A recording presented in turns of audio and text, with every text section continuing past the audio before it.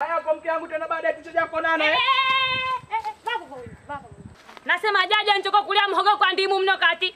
Mchaka samaki wa mapande baba. Ya mimi mke wangu kutuli kipolo kizima vya ndimu vyo utosele. Sina chaka ndimu nchaka samaki wa mapande seme. Sasa uko chaka samaki wa mapande jaja kati menga mnufu kuni sina kitu mno he. Wewe kunayo, uwe huna. Mimi nchaka leo tende juu chini uje vano ulete samaki. Haya. Wall. Kwa tena kuna shauri jaji bosi wangu. Hapo bwana bahuba ale ushauri nchako shauri.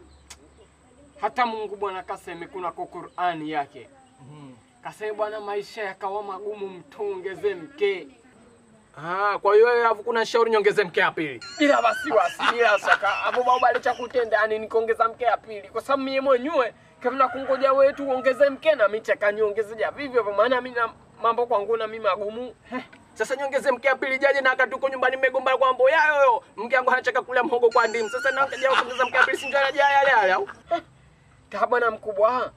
Kila mke, yani mke wako riziki zake nyingine na mke uno kuna Mungu kanamfungulia milango mingine ya riziki. Kwa hiyo nikaoa mke mwingine kana kuja na riziki nyingine. Kakuja na riziki zake.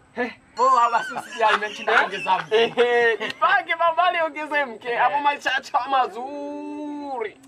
Poa. Kwa hiyo wewe usijali. Haya bwana tuombeane inshallah heri basi bwana. Baraka inshallah.